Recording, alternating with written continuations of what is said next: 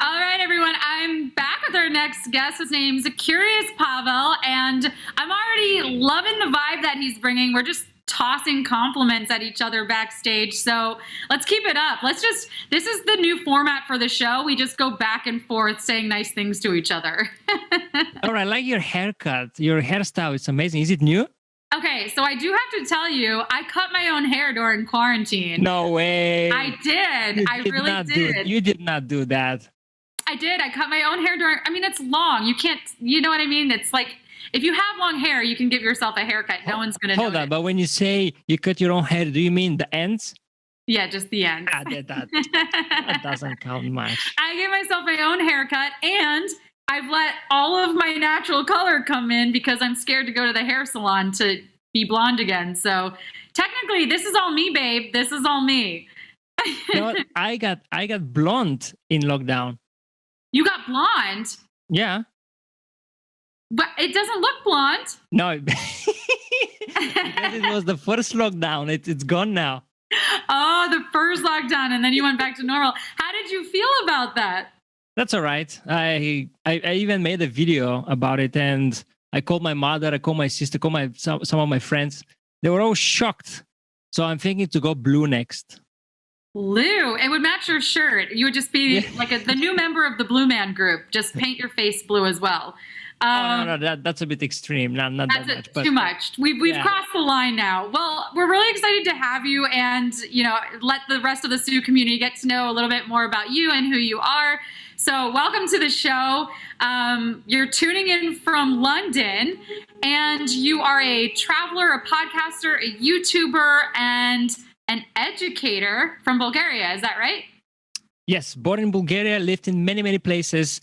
And now I live in London, from where I spread my positivity and knowledge.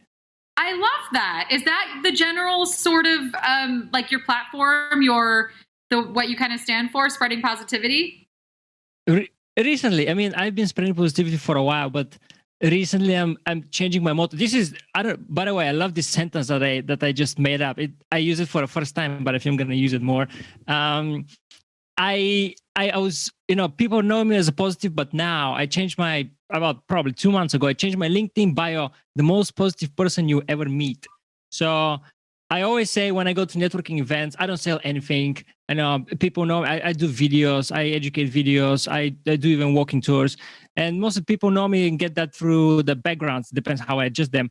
But now what I say is I'm one of the most positive people you ever meet. If you ever feel down, just give me a shout and happily I'll lift you up. So that's why backstage you're just throwing the compliments. It's true. So I am a happy customer. I'll just already vouch for Curious Pavel.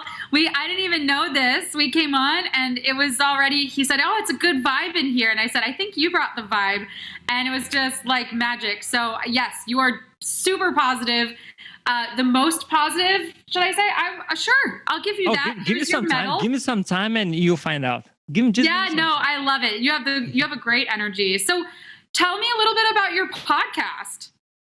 Yeah. So I love traveling. But it's not for the sake. I always, call it preaching if you want. I travel not for the picture, for Instagram, but I travel to connect with the place. I travel to try the food. I travel to learn a new language. No, not the whole language, but when I go sit in a restaurant, I don't say thank you. I say thank you in the local language. And they're like, oh, pretty good.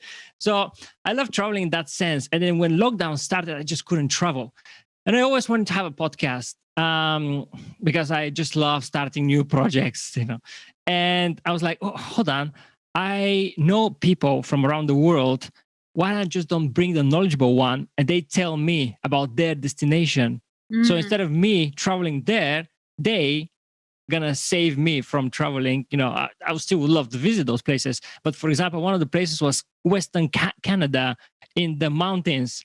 I'm never gonna go there. I can see it from now. I'm never gonna go there. But it was so beautiful. The people were telling me stuff. I Google it, share my screen, so the viewers even see it real time as well. It's not like trying to imagine it. They see it. I do the podcast on YouTube as well. So it started all in lockdown. June was the peak for me. June was crazy. I started a podcast. I started teaching online with NAS Academy, which is part of the NAS Daily. NAS Daily started it. And I also wrote a book. So June was very crazy for me. Lockdown made miracles. Wow. I mean, it sounds like you've been busy. I love the idea of this podcast. It sounds really cool. So it's a visual podcast, a video podcast. So can people find it sort of where they listen to podcasts and then also see the video version? Yes, both. It's both. It's on almost all platforms. When you go to YouTube, is where the videos are going, and then you can go to Apple, Google, Anchor, like whatever you imagine. I'm over there, and I'm actually recording a podcast about Canada after I finish with you. So busy. Going. Yeah, we have a lot of Canadian friends here on Sue as well. Lots of people from Canada that I've interviewed on the show. So really? Yeah, okay. 100%. So the first episode we recorded was about Banff.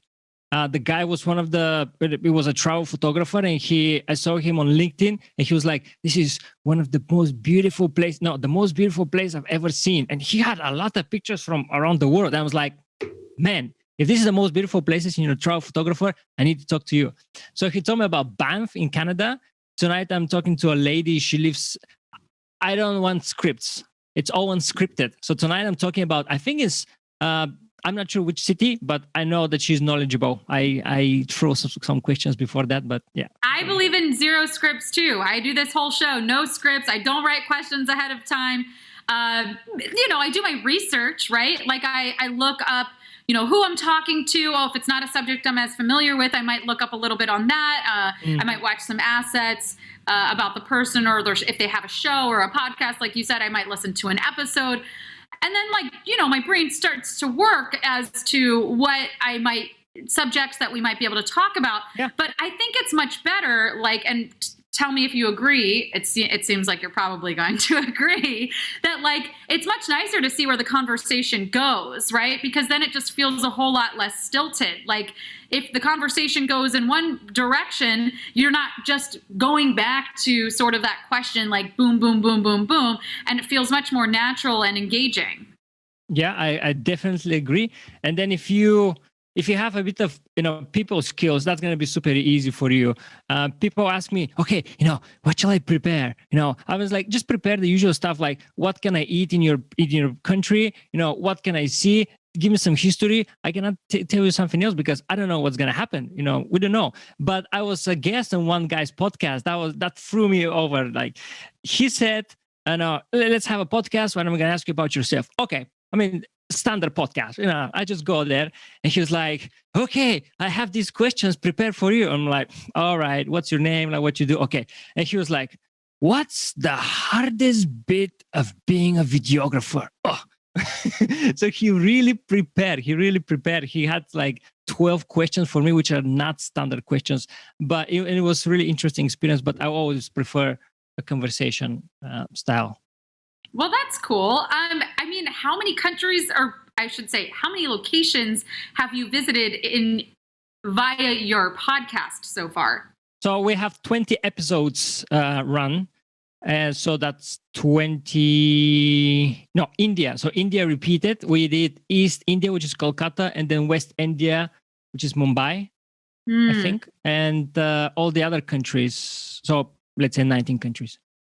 And you find your guests mostly from LinkedIn, or are you sourcing them from Sue at all? So it's various things. So I started with the people I know, and then when we did first guest was Milda. Milda is fantastic. Milda is born in Lithuania, and she's a tour guide in Luxembourg. So if somebody's a tour guide here or a local that knows it's stuff, just connect with me. I'll happily have you in the podcast. So we started with Milda. We did the first episode. It got quite, listenings. I was like, oh, that was interesting from the very first episode. And she was like, actually, I know tour guides from different countries. They might be interested. I'm like, okay, let's go. So then we did with them. They recommended somebody else. On Instagram, I see somebody. So it's various. They're popping from all over the place. It's a great idea. I talk quite frequently on this show about social media being a tool for me to travel right now because all of us are in lockdown. It's very difficult to travel, not safe, etc. And so I love being able to see pictures and experiences from all over the world. I never even thought of how that might translate to an audio version. And then the fact that you put that together with visual images, it's just really cool. I think it has such a place in the world right now, being, the circumstances.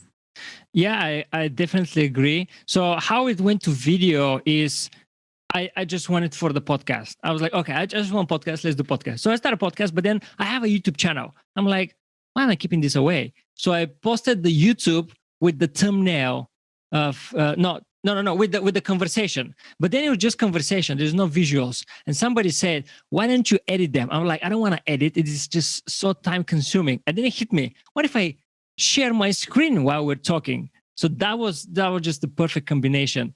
And then what you said about social media, that we can travel through social media, I completely agree. And many people are like, oh my God, locked down. I cannot do anything. I'm so locked. And I'm just like, if you think positive, it's much better to be locked down in your house rather than go and fight for your country on the border. And if you have social media, you can even connect with people that you haven't connected for a while. You can travel. You can do so much things. Complaining is so easy, but if you look on the other side, it's one of the best things that can happen. And if you lost somebody, through the corona or this, I'm really sorry. They're really tough times, but it can be way tougher. 100% focusing on the positive and gratitude and what you do have is a really, really helpful tool. And it's been very helpful to me. So tell me, what else is on your YouTube channel? It sounds like this isn't the only thing on there. No. That's an extra thing. So how it started with the travel stuff. As I told you, I like to travel not for the picture. I like to travel for the experience. So I used to work in Spain and Greece, and I was in Bulgaria as well. I was an entertainer. So I was on stage and I'll be presenting the shows like, good evening, ladies and gentlemen. Tonight we have this show, or I'll do my own show, which be, Mr. Hotel or best couple of the hotel. It will be a resort thing. But I realized that that's still one age. I cannot be 45 and still do that. And I was like, okay, let's go to London because, many opportunities. So first thing I did when I came here is I wanted to pitch myself to as many agencies there are in London. And they say like, oh, that's very interesting, but no, it's not for us. I'm like, damn. So I, moved that dream on the side. So I started working in a restaurant, started working in the reception just to pay the bills. And then it hit me one day. I was at the reception and I was like, okay, hold on. If I create my own content and just skip over those agencies, I can find my own audience and just, show them what I can. And I never wanted to be a YouTuber. All I wanted is to have my content somewhere, sorted, and see my progress. And then if somebody wants something from me, like, look, this is what I've done before. I can do this for you as well. And a year and a half after I started, I got a job as a videographer. And I went on the interview. They set me on the table. In the room, there was a TV, and they opened my YouTube channel on the TV. And I was like, interesting. Why did you decide to do this? I felt completed. And I just felt that this YouTube channel served its purpose. But what you can find on the YouTube channel, it all started with travel stories. So I'll go to a place, as I'm in London, I'll go to Big Ben and I'll tell you, all right, guys, this is Big Ben, one of the most popular attractions. Many people come here to take picture with Big Ben. But did you know that Big Ben is not the name of the tower or the clock? Big Ben is the name of the bell inside. And they were like, oh, really? Oh. So that type of things I would be telling people that they don't realize them, but I would just be throwing at them. Give me an example for food. For food? Food where? Food when you travel. Sorry. I just threw that at you. No, I loved your example. I mean, this is such great information. And I think the audience that we have watching here, anyone on Sue is a content creator, is an aspiring content creator. So your message is really important. And so I love that you took things into your own hands. That's what I did. I've also been very frustrated in the entertainment industry, only I'm here in New York. The land of possibility, right? Yeah. But it's very hard. People slam doors in your face. It doesn't matter. Of course. Or just don't open your emails. That's kind of what actually happens. You don't know which one's worse. Yeah. So I totally relate. And like the way that I became a content creator is the same thing. I wanted something that I could take control over, something that I had power over. And that was the way that I found that I could express my creativity, make the kinds of things that I wanted. And I didn't need to wait for someone to say yes. And so I really relate to, yeah, your experience. And I love the sort of niche that you found for yourself in doing these travel videos. Like, I didn't know that about Big Ben. I don't know if anyone in the chat knew, but I didn't know. So tell me, like, you mentioned when you do travel to a new place, obviously you're sort of a tour guide. You also go to the restaurants. You try to say thank you in the native language. Like, how would you basically show people food in a way that is new? Like, how would your food, like, what would your food content look like in your travel video per se? I just research. So the way I travel usually is I do a vague research before I go there. Then when I go there on the first day, I usually take a tour over there with a local tour guide. And in addition to all the things they share, this is a story about this, I actually sometimes even record an audio of the tour, secretly, and then I listen to it. And I asked at the end, I always say, all right, where is the best place to eat? What would you recommend to eat? What's the something that you didn't share in the tour? I always, stay and pick their brains up. And what I just usually go and just, eat the food and then show the food. I mean, I'm not sure what you're expecting me to say. I don't know. It's a bad question. Let's move on. I just show, enjoy the food, how I like. You just shovel it into your mouth. You take a picture. You do a chef's kiss, and then it's done. I got you. Exactly, yeah. But I do show local food and where to get the local food cheap. I'm not a fan of McDonald's and all these big chains when you go there. No, it's not. I got it. So I guess the answer would be you do your research to find out what are the local dishes, what is authentic to this particular location. And then you go try that food and share your experience in trying that food with your audience, explain maybe a little bit of information about that food. And maybe you say thank you in the native tongue. Yeah? Yes. Very well put. Very well put. There we go. So talk to me about some of the places you've been. Do you have if you had to choose the place that you've been that has been your most favorite, and then a location that you haven't been that as soon as quarantine is lifted, you're gonna go? So there are two places that I want to visit, and I'm always the type of guy that it surprises people. And it's not just because I want to surprise them, it's because it's my taste. So two places. One of the places is Iceland. I want to visit Iceland. I want to go too. You want to go there? Yeah. We can go together, because you know what? I know a guy who gives walking tours there and dives into these ice caves with a rope. You go down. So this is the reason why I want to go. And not so much for the geysers and hot water streams. And I just want to go deep into that ice cave. You just look from the top and it's dark. Crazy. So Iceland is one of the places. Cool. Iceland is one of the places. The other one is Gibraltar. Interesting. Do you know where that is? Nepal? What's that? Nepal? No. It's in Europe. So Gibraltar is on the southwest part of Europe, just where Spain is finishing, and you can see Africa over there from there. So what Gibraltar is, UK were in Gibraltar, it's still connection with Gibraltar, but it's basically one giant rock there. And in World War II, the Britons were there, but the Germans were taking them over or something like that. And they left one guy over there in the rock with just with water inside, food inside, and just a small thing to peek in. And he was their spy from inside the rock. He was basically left there to die. So the only way he would survive, probably, if the Britons come back and free him from the rock, that they just close them there, or if the enemies find him and take him out. Otherwise, he was going to die in the rock. It was very crazy. Luckily, the war finished quite quickly than expected, sooner than expected, and they saved him. So it's a strange place. I just want to go and explore it. I felt for a moment like I was on one of those shows where they like run around and they ask random people on the street, like man on the street, like, "Hey, tell me who's the president of the United States," and then make them look like an idiot. That's how I felt for a minute. No, but that's all right. I mean, you live across the ocean. You know, there's the thing that I like about Europe is because there's so many countries. There's more countries. So if you're in one place and drive for 2 hours, you'll be in a different place with different currency, with different language, with different food. Everything's going to be different. While in USA, you're going to be driving for hours, still be in USA.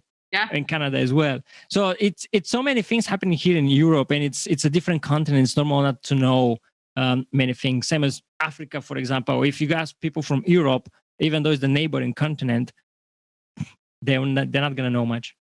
So, of the places you've already been, what has been one or two of your favorites that stick out to you? Oh, Spain tops it. I like Amsterdam. I really liked it. I like the vibe. But Spain, Sevilla, and Barcelona are the two best places anybody can visit, hands down. I didn't go to Sevilla. I went to Barcelona, if I will. Hilaria will be proud of me for that one. So yes, I went to Barcelona and I went to Madrid, and Barcelona was one of my favorite places. I will 100% go back at some point. Amsterdam I have not been, but is definitely on my list of places to go as well. Oh, there's so many places. How do you even choose where to go? You can't choose. You just need to tick them. Just go. Yeah, just go. So what are some of your recommendations for people? Like, what has been really helpful to you sort of in launching the channel and the success of the channel? Like, for anyone that might be watching that's like, oh, I've always been wanting to do a YouTube channel, or I've always wanted to be more consistent about making content. Like, what is some advice that you can give to them, things that either worked or didn't work and you can tell people to not do? Yeah, funny you should say that. I recently did a video about that. You know, things that are stopping you to do content. And some of the things that are stopping you are, one was you don't have a video lined up after that. So you'll be like, oh, I have this video ready, but I'm not sure when I'm going to film again. Maybe I should keep it, because if I post it now, I'm not going to be posting for 2 or 3 weeks. That's too much. I'm going to keep it. No, I mean, always just let it all out. Another thing that's going to stop you for sure, 100%, whenever you're creating, another thing that's going to stop you is what people think. You're like, oh my God, are they going to like this? Maybe the light's not here. Like, ignore what people think and don't be perfectionist, because you cannot, never, ever, ever, ever, you cannot please everyone. So don't try to please them. Just please yourself. Are you happy with that? It could be better. Okay. You either spend some time redoing some stuff, which is going to lose you time for the next project, or just post it, learn for the next time, and keep it going. I would just say, don't be perfectionist. Post stuff, keep going. Post stuff, learn from it, keep going. Post stuff, learn from it, keep going. That should be your formula. I need that advice. Yeah, I hold on to things. No, it's true. And I know like logically that it needs to change. And sometimes I'm better about it, but like, I love to hold on to things until I have, let's say, the perfect caption, right? I don't want to write it unless I can think of the exact perfect caption to write with that particular picture. And then before I know it, I've held on to that photo for like 3 years, and like my hair color is a different shade. So it's like, I can't even use it then. It's crazy. In terms of social media, because I obviously use a lot of platforms and I love how you have them linked. Like, you are such a pro. Like, look at your all of your assets linked above you. You're amazing. Like, what is your experience with each of those? How do they help you in different ways? Can you speak to some of the differentiations between them? Yeah, well, every platform is different. It's different in every aspect. So different people will be watching it, the content you create should be different format. So if for example, if I post a video on YouTube, I know I can go long and the dimension is like a TV. If I go on Instagram, I know I need to be shorter and I need to crop it as well, because otherwise, if I post it as it is, it's going to look very small and I don't want that. So every platform is different. The people that are watching, for example, on Facebook, people are going, they're going to start scrolling. However, on YouTube, people are, in a way prepared to watch longer content. So it's all varies. It's all different. You just need to readjust a bit your content and then post it on other social medias. So do you repurpose your content for each platform? Yeah. What are you working with in terms of equipment? Like, what do you shoot on, and what do you like to edit with? So I edit with Adobe. That's Premiere Pro. I shoot with different things, to be fair, but what I recently, and I repurposed it in a while. So because I'm a freelancer videographer, I have a big camera for, well, big, relatively big for my work, for events and interviews. But when I travel around, I have a smaller camera, a smaller Canon. I like Canon. I have a smaller Canon. So the latest thing that I've been doing is I take my speaking shots with that camera because it has an external microphone. And then my B-roll I take with the phone because the phone even has a stabilization. So I just, that's one. Two, it's right in my pocket because the camera, it's on a strap and then the mic is detached. So if I want to say something, I just need to do all this and then put it back. I don't want to carry it all the time. While the phone is in my pocket and it goes straight away. And the people, because I teach people how to do videos and they're basically new creators. And the number one question always is like, what camera I should buy? And I'm like, don't buy a camera, use your phone. Focus on your content, not on your equipment. So phones are really underestimated these days. I think you should you're free to go with your phone. Even I know creators that are growing big following with the front camera, which is not as good as the back camera. So phone is a good thing to go with. How did you educate yourself? Like, now that you're an educator, great, you're teaching other people, but what were some of the, did you learn from YouTube videos? Like YouTube videos. Yeah, YouTube videos, articles, but it all goes down to how you consume content. For example, I hate reading. I don't like reading. It's too much consumption. People are like, oh, you don't read? No, I just watch YouTube videos. This is my type. You just need to be self-aware. What's your type of education? And just go for it and spend the hours. So how did you learn about Sue, and what's your experience been like on our platform so far?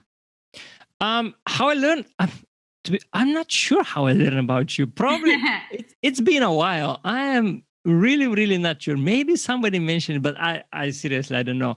I always have respect for new platforms, always, because people are trying to create, people are trying to do something. And this is type of creation, new platform. I really have big respect. The thing that I have with you is the video type. For some reason, from my phone, I cannot upload videos. It keeps loading and loading and loading and loading. So that threw me off for a bit, but I'm back with photos. I wonder, is it the file? Have you tried any videos recently, or this is recently? No, it wasn't recently. It wasn't recently. Last time I tried was probably 2 months or something. Because I would think that people really want to see your video content. Like it sounds to me like your video content is where it's at. You know what I mean? So like, I wonder if it was I know for a while we were having some issues with the size of files being able to be uploaded. So I'm wondering if that bug has been fixed now and you're able to upload something bigger, or maybe you would just need to compress it a bit.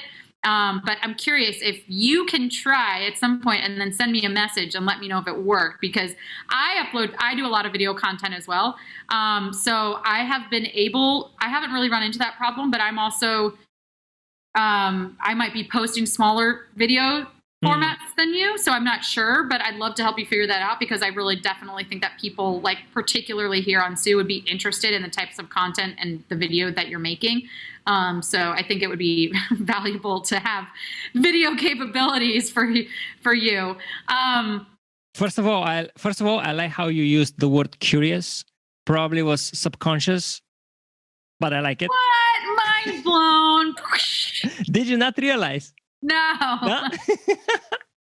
I'm looking at the word curious like on your background, so maybe I just like picked up on it. Maybe.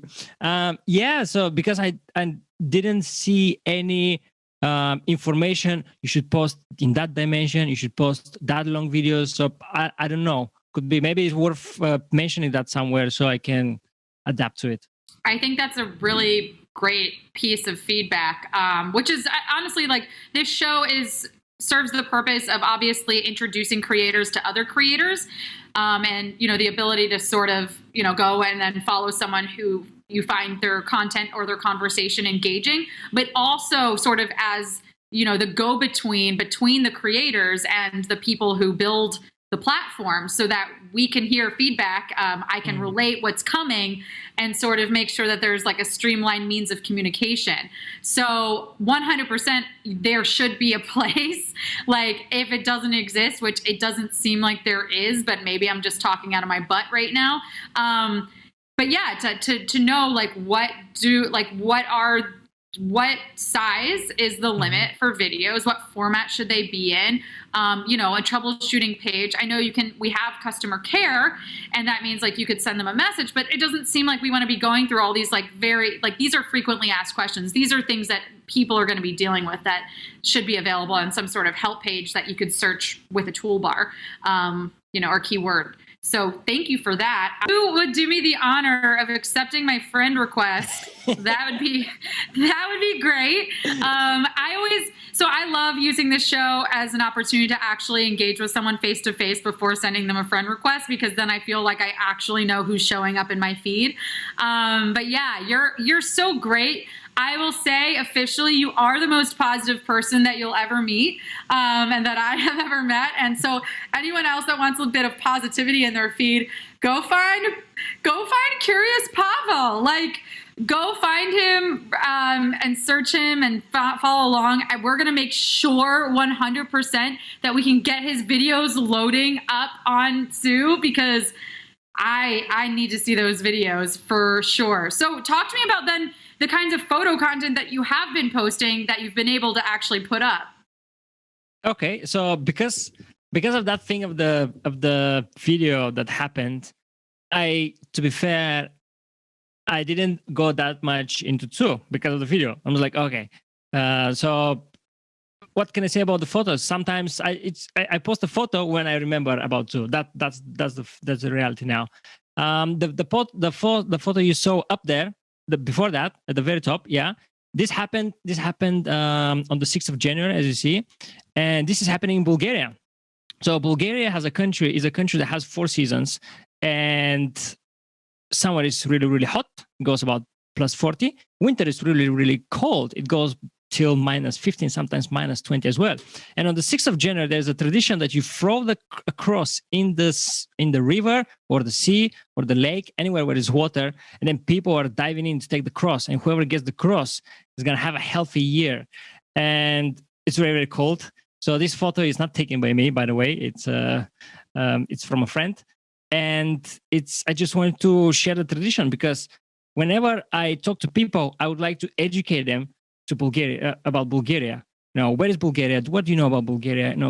Just to live, because I don't live in Bulgaria, I feel obligated to show it to people, even though I don't live there, if that makes sense. It makes a lot of sense. And I think geography is not my strong suit. So I would definitely like to learn more about Bulgaria. And I think you absolutely should use your feed to educate people, because, again, social media for me is a couple of different things, right? The way that I consume content, at least. Like, it is to learn, it is to connect and be social media.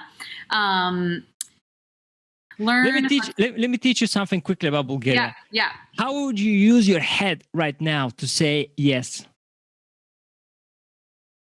In Bulgaria right now, you'll be saying no. What? Crazy. I love that. That's so cool. Yeah, so in Bulgaria, it's one of the few countries. Well, they say it's the only country, but I think there is one or two more. Definitely one of the fewest countries in the world where it's reversed. So if you say, sometimes I'm getting confused. So this is no, and this is yes. That's so be wild. Careful. If you go to Bulgaria and they ask you, would you like some salt? They may put over. I always want salt, so yeah. That would be... Okay. Unless your food is salty enough, then in which case it would be... Yeah. Or no. Well, okay. Wow, that's confusing. I got you. Okay. No, you're so great. don't even know what I would get you back on here for, but I'm definitely planning on getting you back on here for something. Maybe we can even, this is a place where we also like to educate our users in ways to become better content creators. So maybe there's something to be said for getting you back on here and sharing, like every once in a while, some of your advice behind content creation, or we can take some of your videos that you make for YouTube and, show them and then have you talk about it or dive into something about that. But yeah, you've been incredible. Do you have anything else that you'd like to tell our audience? Yeah, be curious. Ask Bam. questions. Don't learn. Mic drop. Don't leave. Exactly. Pen drop. Don't leave things unanswered. If you don't know something, just go. You have the phone these days. The technology is in your hands, literally. So if you don't know, so I always say, it's much better not to know where Africa is when you're 19, but it's still a bit embarrassing, rather than when you're 49. So it's always better to ask the question when you know it. When is the time? Don't leave it. I'll piggyback. Go. Admit when you don't know something. If somebody asks you if you know something, say, I don't know, because if you lie and say you already know, you're depriving yourself of a learning opportunity. So don't be afraid to say that you don't know something, because otherwise you are depriving yourself of the ability to expand your knowledge. Yeah, of course. This is really good, by the way. I can top you on that as well.